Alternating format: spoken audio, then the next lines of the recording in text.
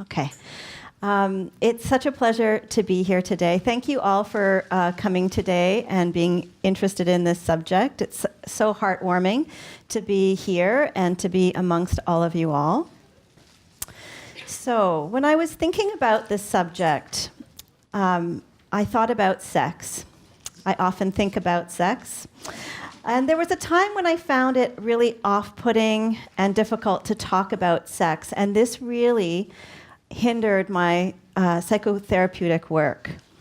And I start today by talking about sex because there are some important parallels that I'm going to bring in as we go through the workshop today.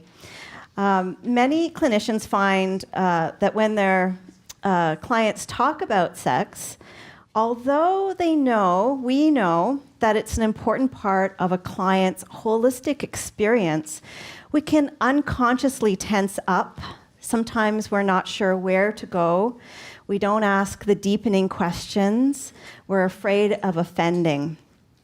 Unintentionally, we might collude with the notion that the subject is taboo, and therefore we do not create an open space for meaningful dialogue. We do this in couples work as well, which is even more disheartening, in my opinion. So I believe that this is similar to what happens with clinicians when talking about spirituality and faith in our offices. We may know that it's an important part of our client's holistic experience, and yet we unconsciously tense up. Sometimes aren't sure where to go, don't ask the deepening questions, and are afraid of offending. Unintentionally, we might collude with the notion that the subject is taboo, and therefore we do not create an open space for meaningful conversation. So, part of why I'm so honored to be here today is that I really appreciate Karen's faith in me to talk about these issues, because there are times when I haven't had faith in myself to plunge into this kind of difficult to define subject. And I'm guessing that many of you are here for similar reasons, to build some faith in yourselves, to more authentically, perhaps more comfortably show up in your offices, and for your clients to touch this difficult defined subject too. So this is what we're going to be doing today.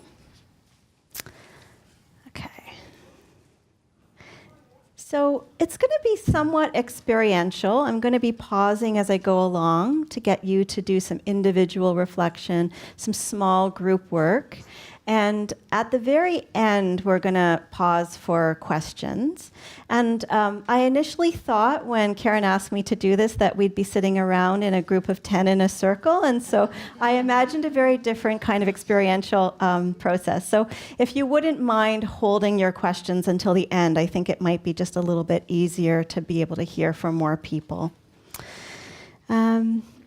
So what we're doing in this workshop is better understand how you can, and probably already do, bring faith and spirituality into your work, looking at some doubts and fears that you might have, and how can we kind of untangle some of that, and then ways to introduce the sometimes taboo subject, and then how do we also deepen those conversations with our clients.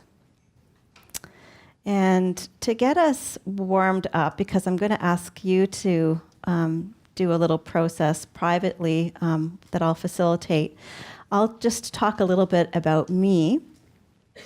So today, I see that spirit and faith are part of every single thing that I do in my work and in my life.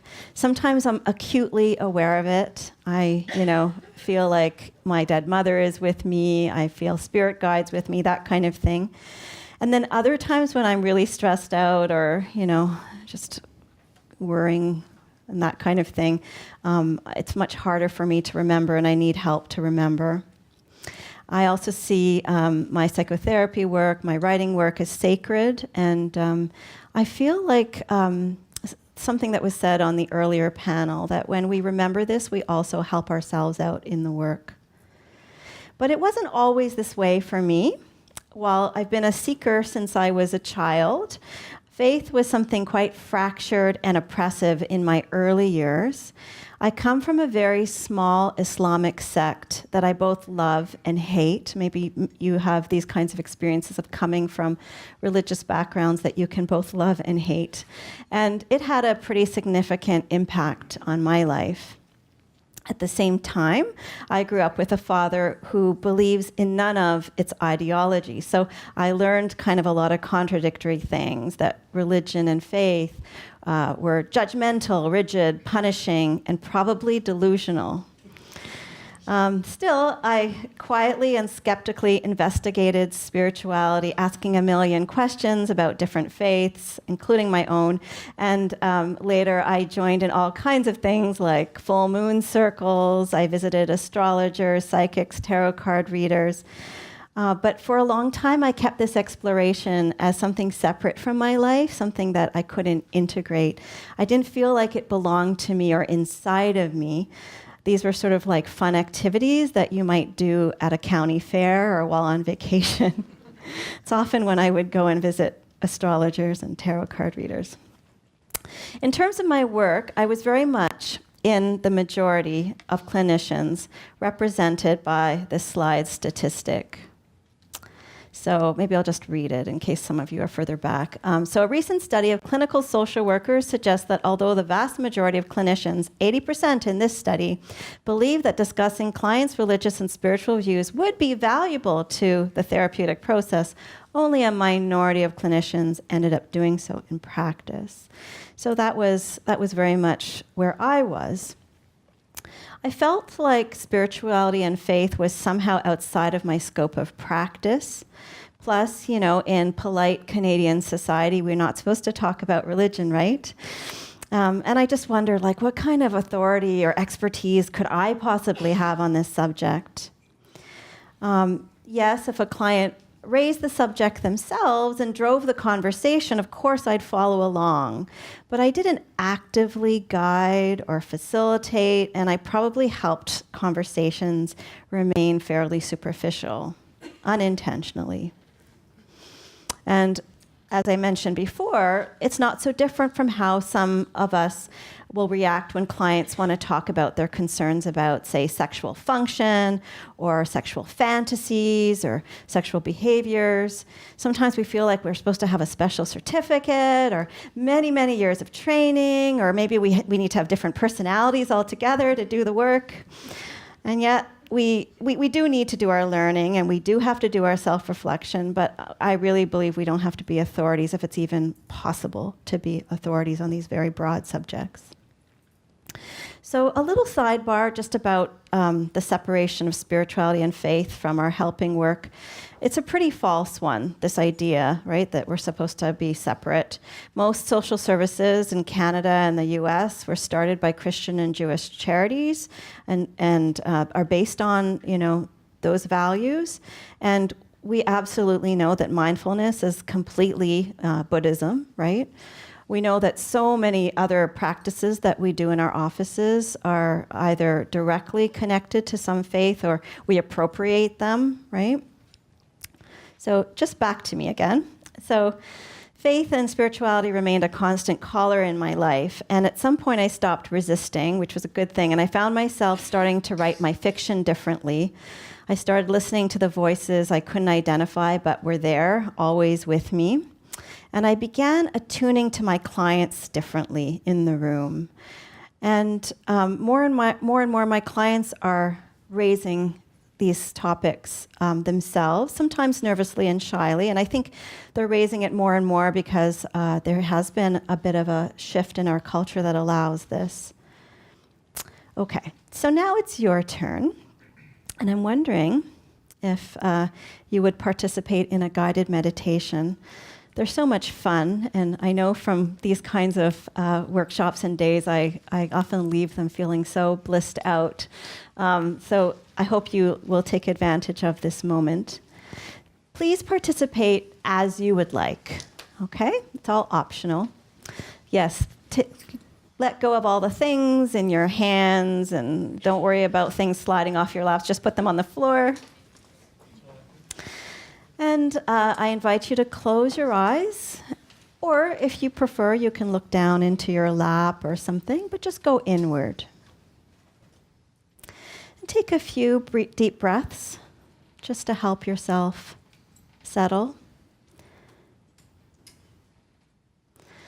And I'll do a quick body scan because probably that would be a nice thing. So start just with your heads right now and just notice any tension that might be around your eyes. And if you'd like, you can roll your eyeballs back in your head and then forward again with your eyes closed. And notice any tension that might be in your jaw. Maybe separate the biting surfaces of your teeth. Let your tongue go slack.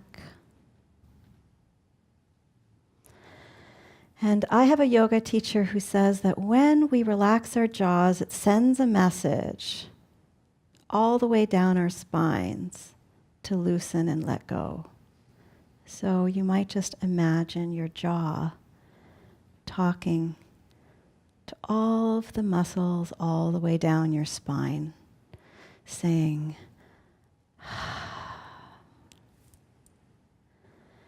and just notice shoulders, let them drop. You might want to see how your arms are feeling, maybe allow them to be like heavy ropes.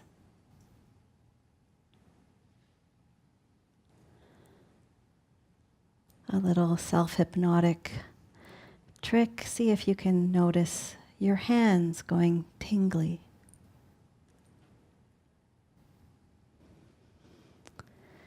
And let your legs get heavy, like heavy ropes. And if you'd like, maybe see if you can notice your toes going tingly. And as you take another couple of deep breaths, just notice what happens in your chest and your belly.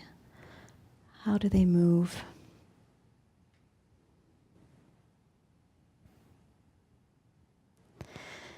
So this is an exploration about your feelings and experiences with faith and spirituality, and specifically how it pertains to your work.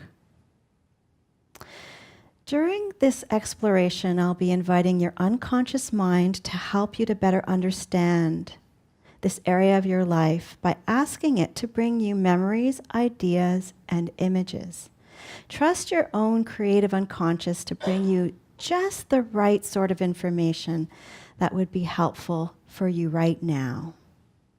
You will not have to share any of these memories, ideas, or images, although if you choose, you will be invited to do so in a small group if you would like, and only if you would like. So again, participate as it makes sense to you. You might use my words to guide you. You might also change up the words and veer off in any direction that feels good to you. So let's take a little trip down the road of your life, and specifically on the subject of better understanding your connection to spirituality and faith as it relates to your helping practice. So I'd like you to think about a time when you were a young person, whatever age makes sense to you. What sorts of messages did you receive about faith and spirituality back then?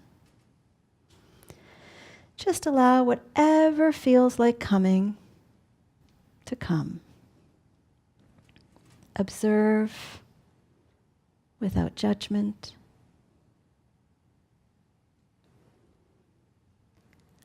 And I'll just be quiet for a few moments so you can process what's happening.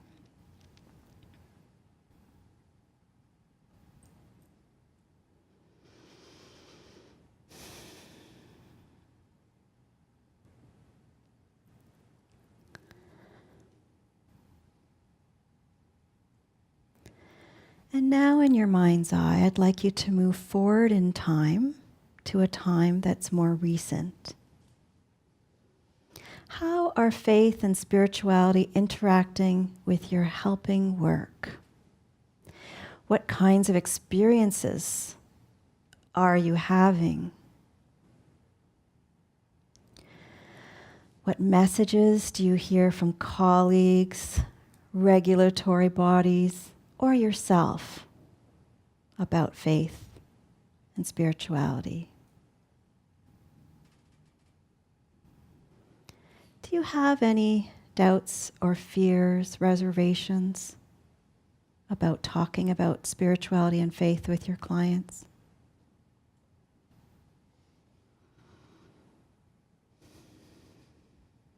Have there been times when you've tensed up, didn't know where to go in the conversation, or felt afraid of offending?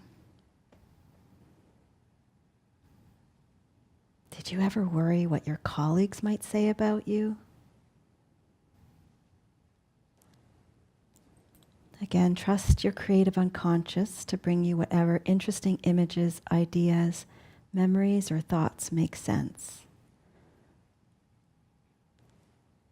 And I'll leave you for a few moments to process that on your own.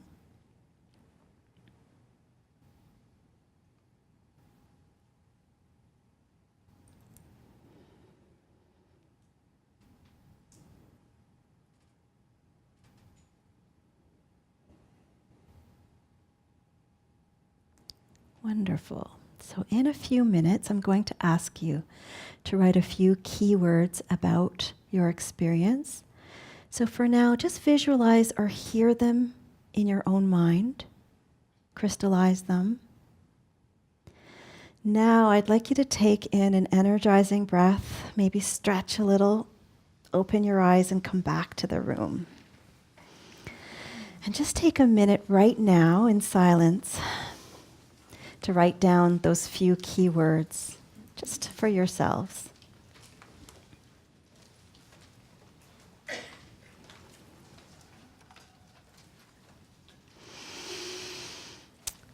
Okay.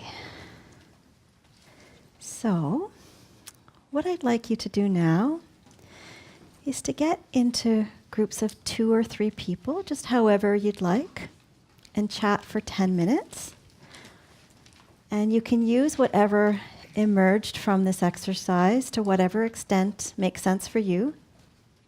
And just answer these couple of questions. What did you learn about spirituality growing up or in your professional life? And do you have any fears or doubts about talking about spirituality and faith with your clients? And what are they? So just talk amongst yourselves for a little bit, 10 minutes. Okay, so thank you for doing that.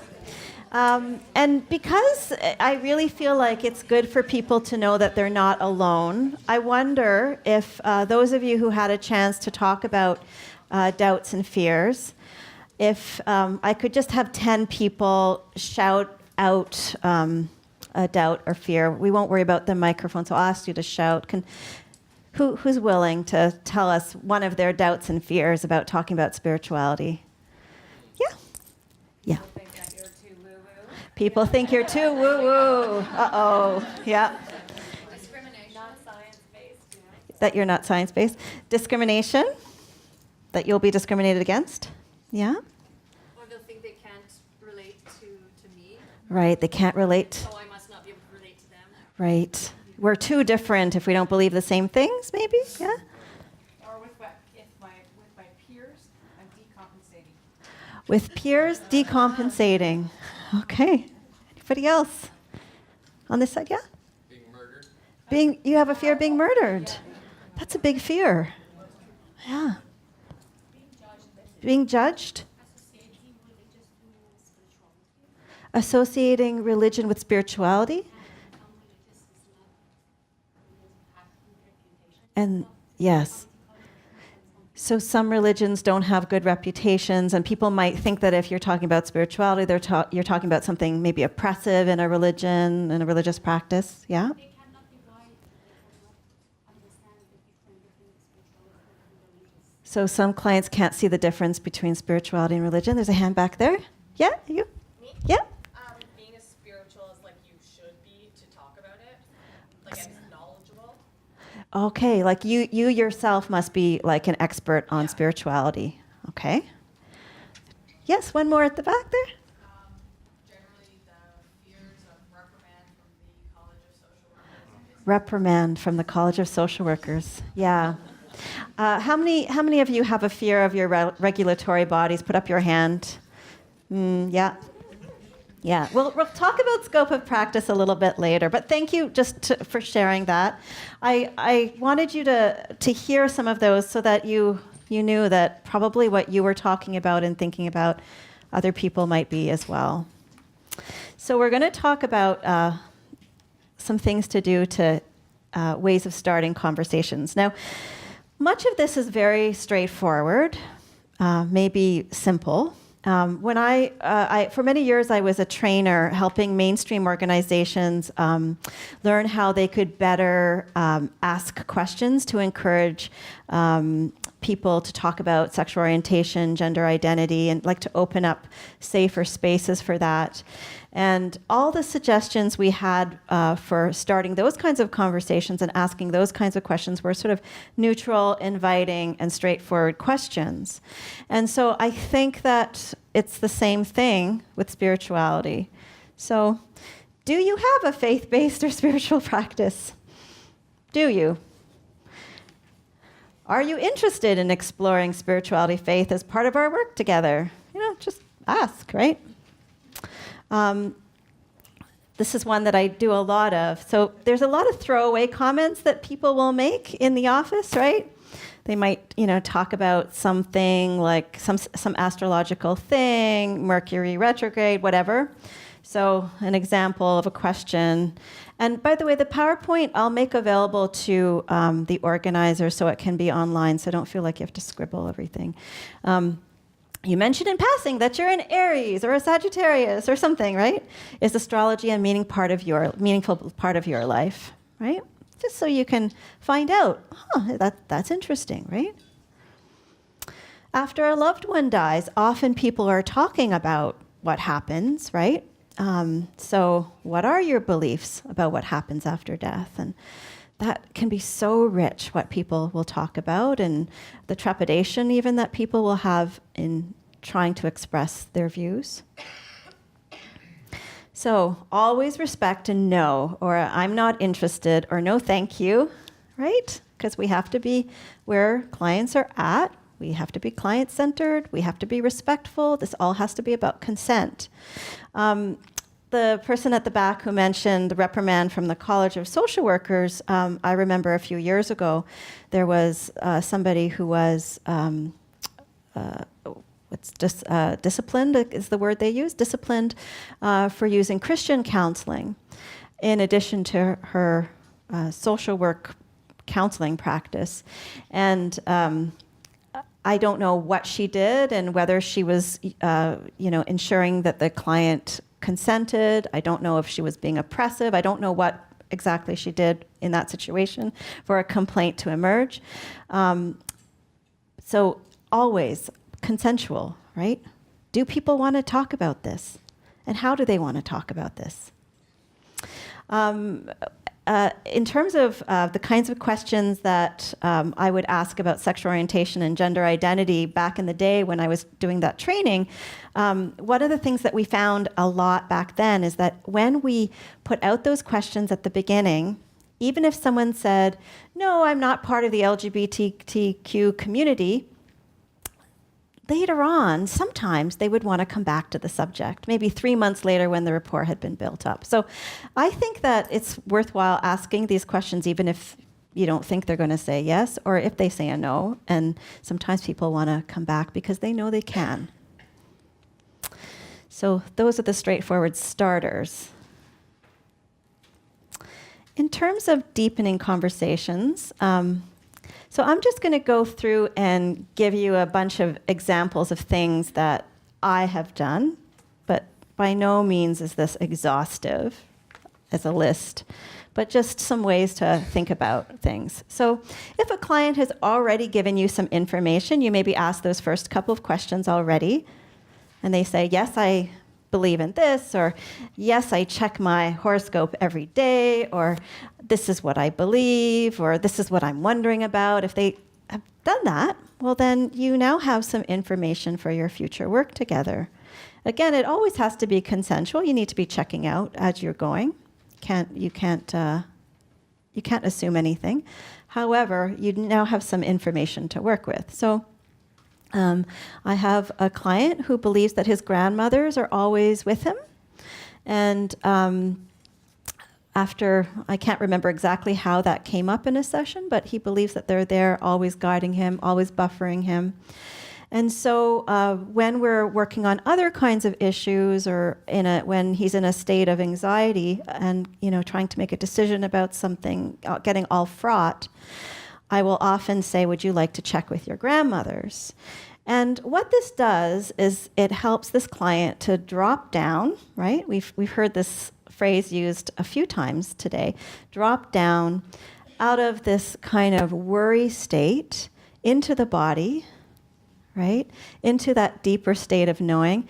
Whether or not I believe or anyone else believes that the grandmothers are there, who cares? I happen to believe it, but who cares?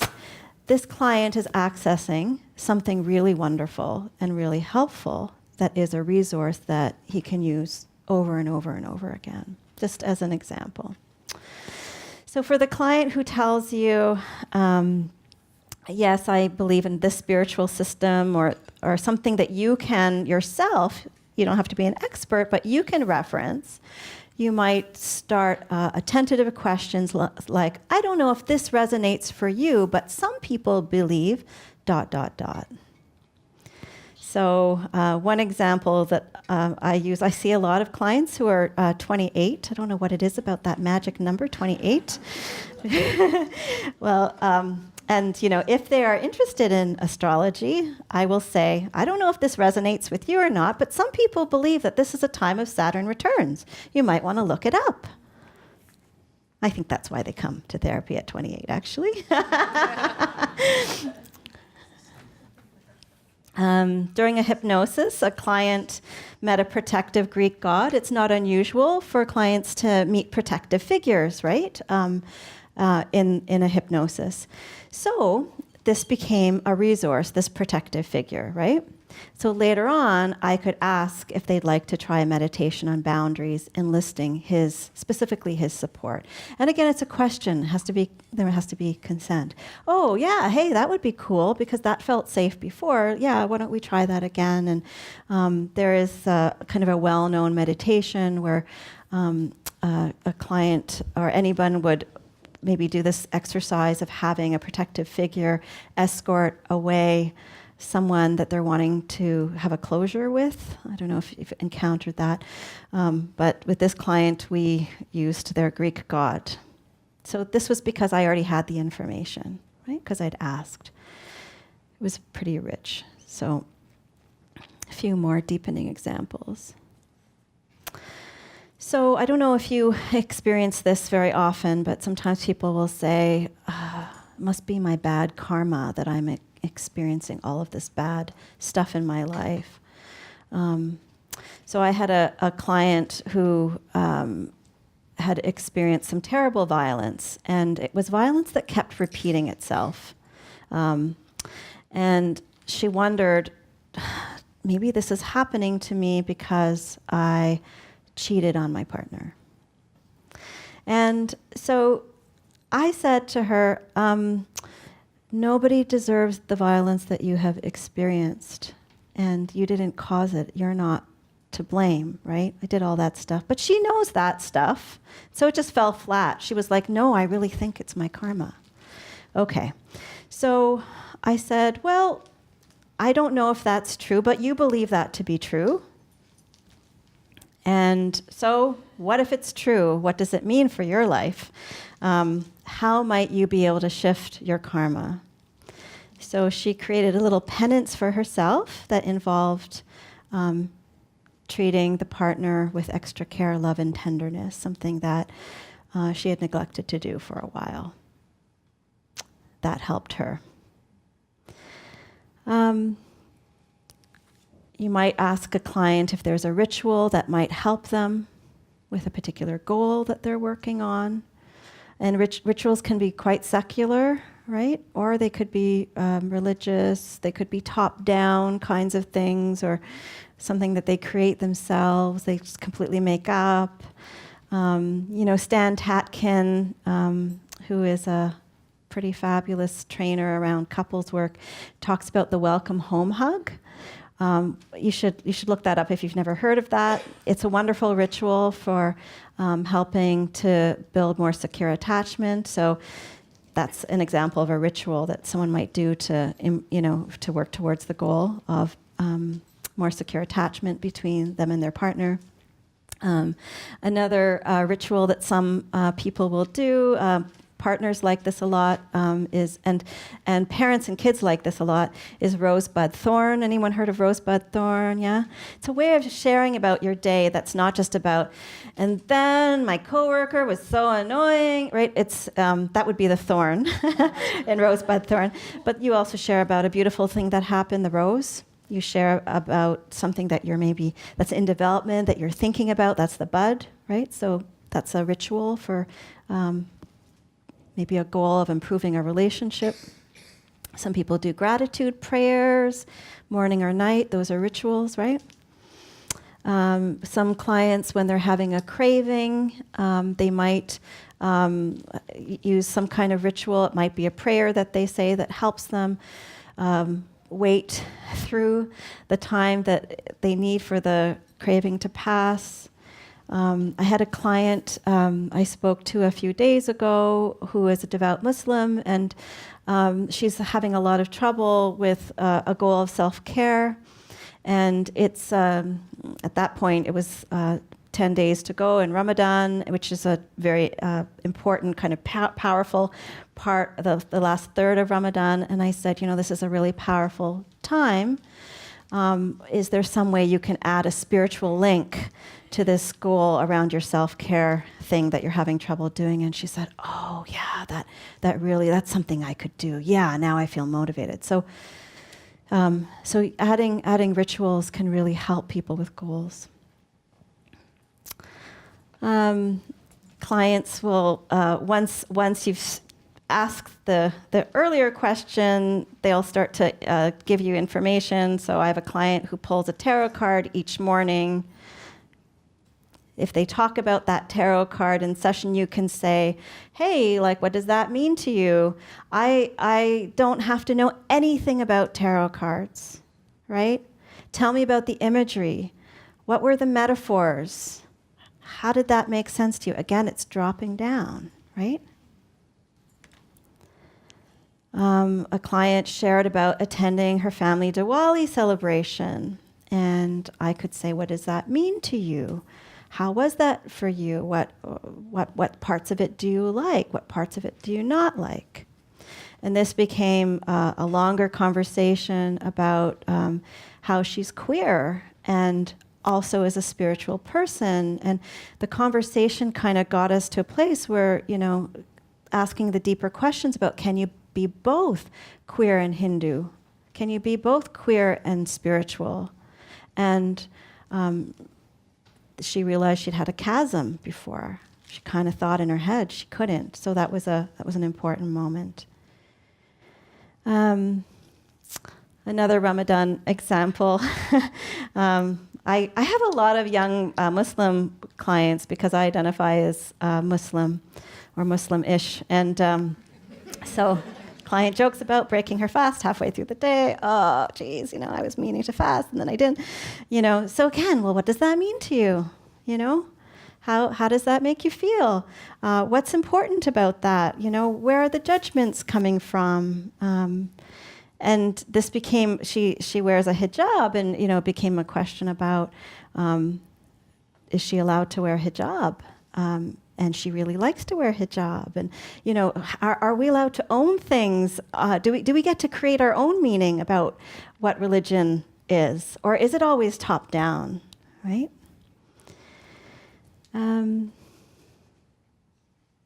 Okay.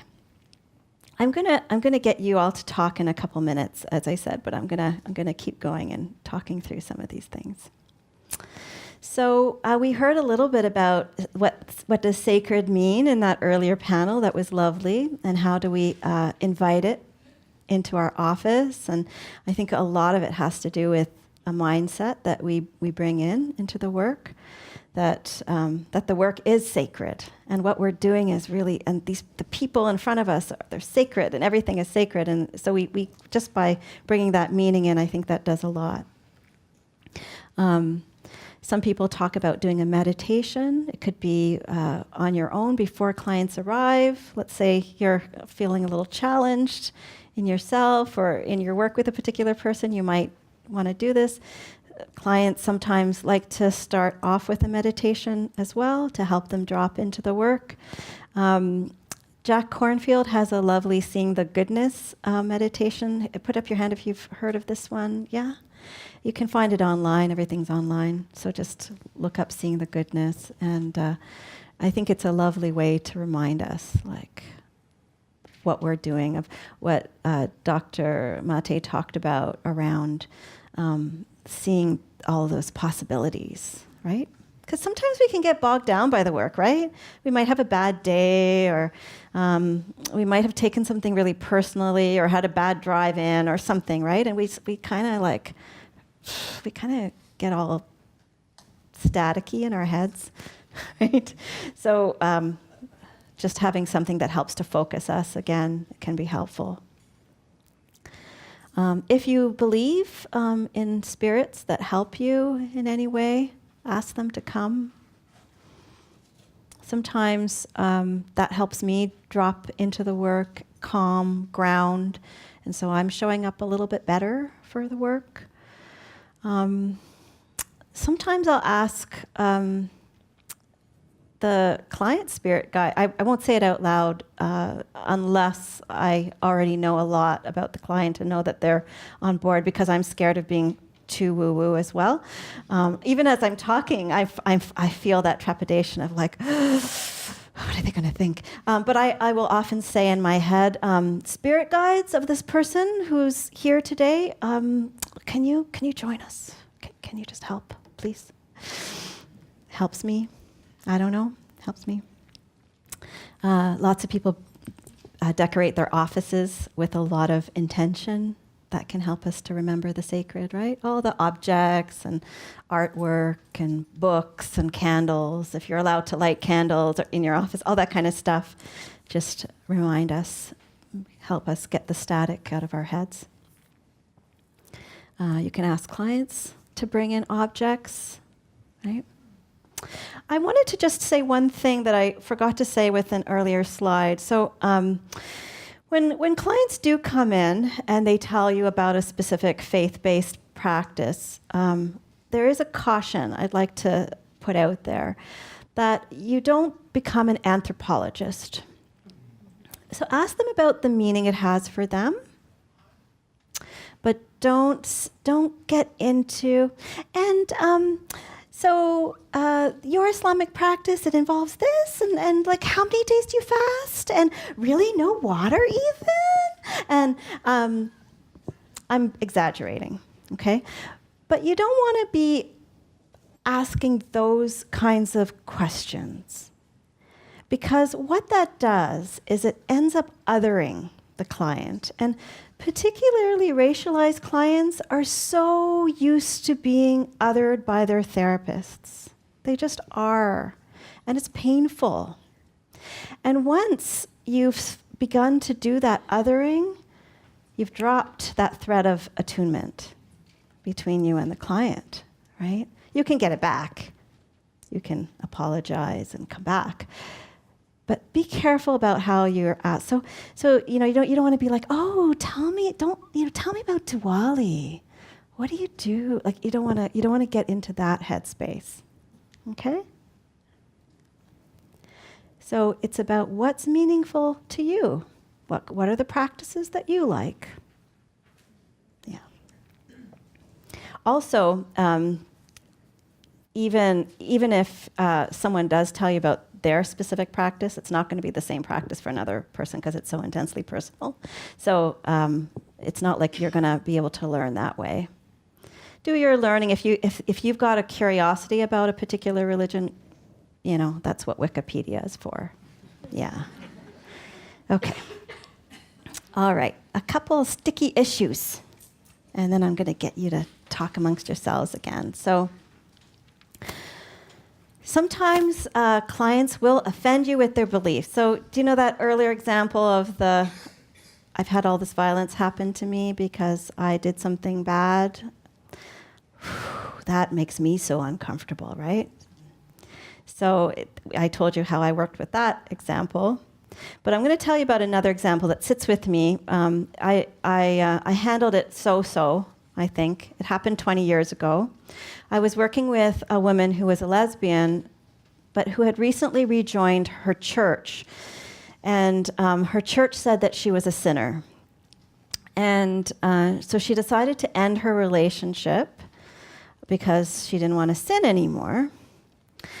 And I had to breathe a lot in those sessions, right?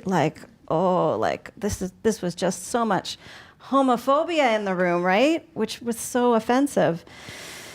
So, I started probably in a very kind of careful way about the clash of her old beliefs and then her new beliefs and then the old beliefs coming back and how it impacted her. And I talked to her about how, lots of churches are changing their views about this. So, would you like to talk to someone about that? And she wasn't interested. She had made up her mind. So my role then became about holding space for her feelings about the transition. Now, she wasn't offensive in the sense of saying all lesbians are sinners or anything like that. She was saying, this is my path. It has changed. So that made it a little easier as well. So I had to make space for her feelings about that and encouraging her to be her best self as she ended her relationship. So sometimes we will be really offended. I also wanted to tell you about spiritual bypassing. Anyone heard of spiritual bypassing? Put up your hand. Yeah? Okay. Anyone heard of Robert Augustus Masters?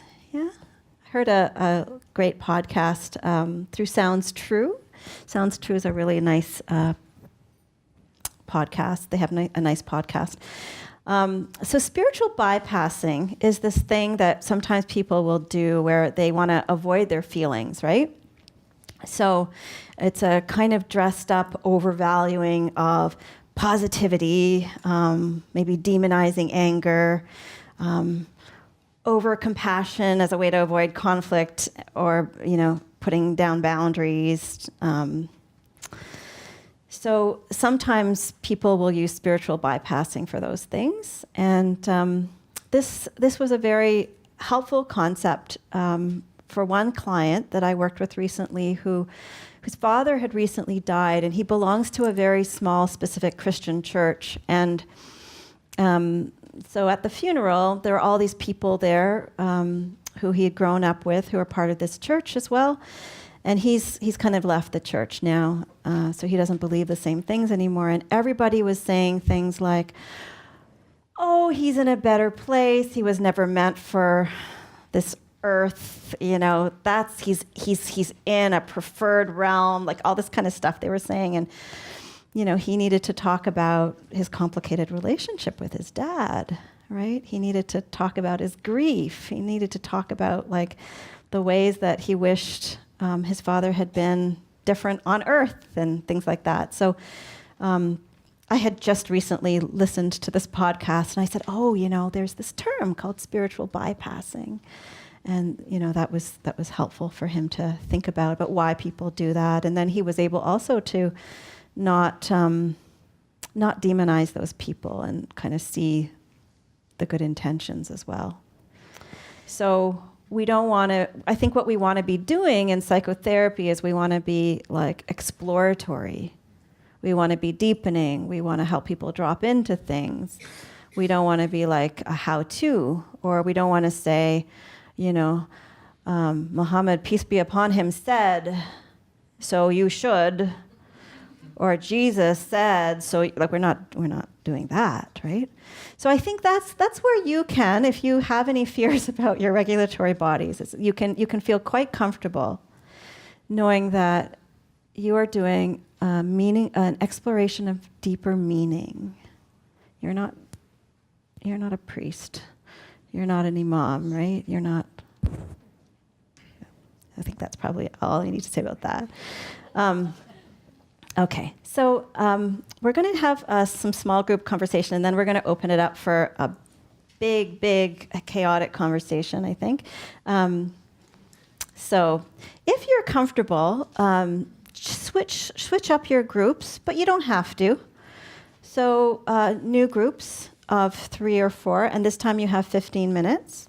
And I will cue you every, say, 4 minutes or so. So you switch up. So talk about some of these things. How do you introduce and deepen these conversations? What's worked well? What hasn't worked well? Maybe bring one example if you can. Any sticky issues you want to talk about. Okay? So you've got 15 minutes right now. So why don't we have large group conversation, questions, and if you could come up to the mic, that would be helpful because this is being recorded and it's easier for them to see and hear you if you're at the mic. So come on up, don't be shy.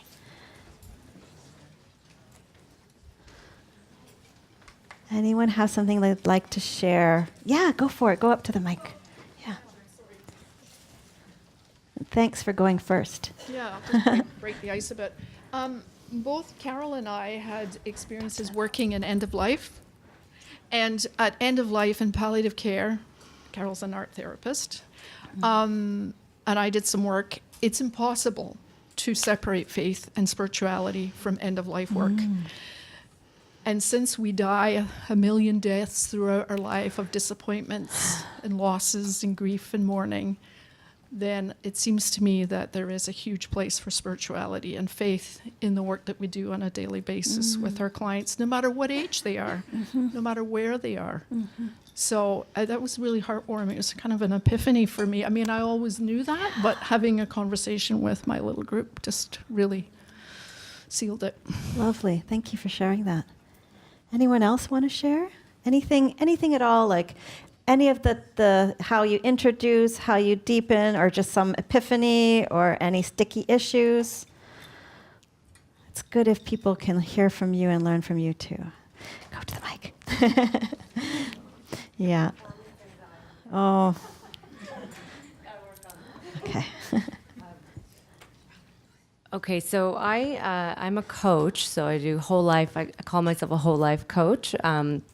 And in my so life and health coaching, really helping people to get healthier through that whole mind, body, soul approach. So because my approach is mind, body, soul, I really look at the soul as the connected self, and within that spirituality. But the way that I bring it in is really about what's the bigger meaning of life to you? What is life about? Why do you think this might be happening in your life? And to make sense of it through like this bigger meaning. And then I often refer to it as, I find that instead of referring to like God, I say the universe, and that sticks way more. Like people just gravitate to that more, even though I do believe in God. So I kind of bring in that way and start to help them develop that meaning of what spirituality is versus a lot of people may think spirituality is religion. And I've gotten that a lot. Well, what is spirituality to you? Oh, well, I'm not religious, So I bring it in through that whole bigger meaning of life Meaning aspect. of life, Yeah. right. Nice. Thanks for sharing that. There were a couple more people who were great. Come on up.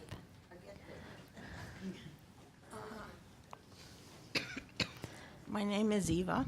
Just tilt the mic down so we catch your words. There's something very phallic about this mic.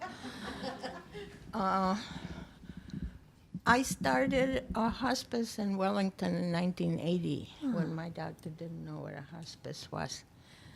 But I wanted to get the ground ready when my time came.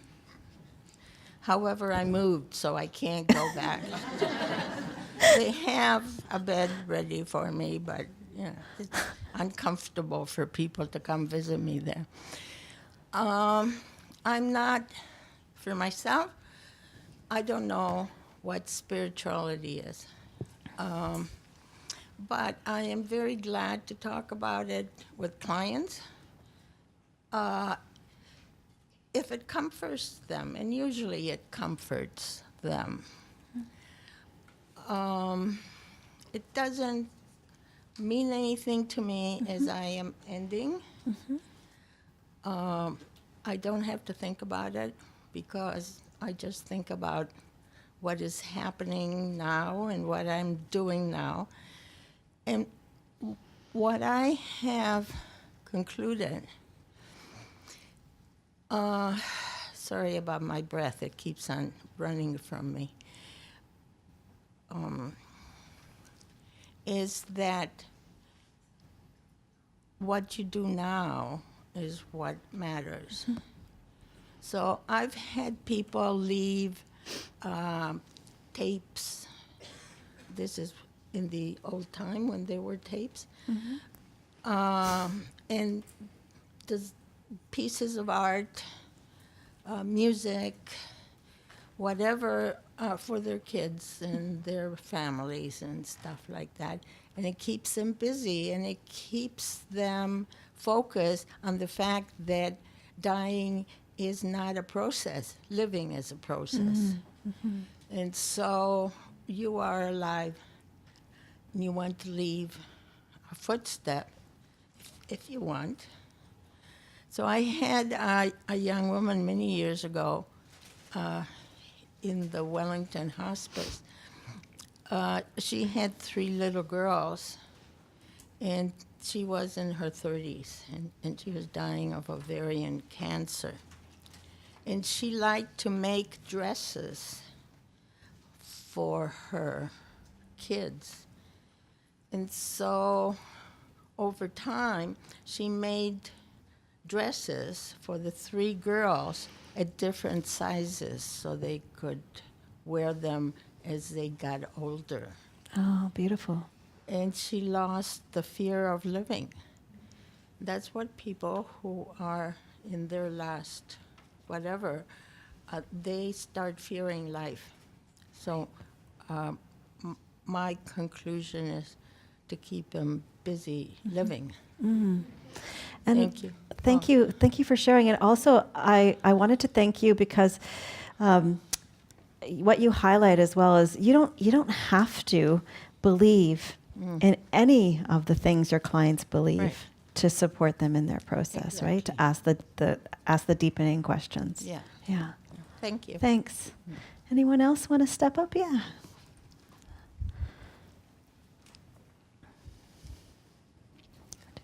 Hi there. I'm a psychologist, so I actually will ask in the assessment process, Yep. do you have any spiritual or religious beliefs? Do you have a sense of something bigger, a meaning system? So I'll introduce it that way. But I consider myself a bit of a soul psychologist, so I do very actively bring a spiritual protocol and process into my practice, and I will set sacred space with my clients if they're open to it and they feel, safe and consenting to that. But I found that for many, they're interested and they want to have a practice, but they don't really understand what that might look like. So I'll give them an example of how I do it, just as a way of opening that door for them. But more and more people, I think, are open to this, and they're coming to me for this type of work because they're interested in that. Thank you for sharing. And do they know that about you, already? Is it on your website? I'm a soul psychologist. I think of myself that way, but no, I do have on my website that I use energy psychology methods, and Because that probably draws some of those people. and that I practice shamanic types of practices and that kind of thing. You have the keywords there. Yeah. Well, I do follow a system called Soul Detective, which is very much about looking at the invisible roots of why we have the symptoms that we do. What is our soul trying to heal at that level? So when people know that I do that kind of work, they'll come to me for that. Great. Thanks for sharing. Thank you. Yeah. Just a thing about websites, that if you want to get more clients who want to talk about these kinds of things, you put it on your website. I say something like, I very much enjoy conversations about spirituality and faith. Something like that. Yeah. So thank you all for participating and talking to one another and engaging. And I look forward to talking with you over the next day or so. Thank you. Welcome.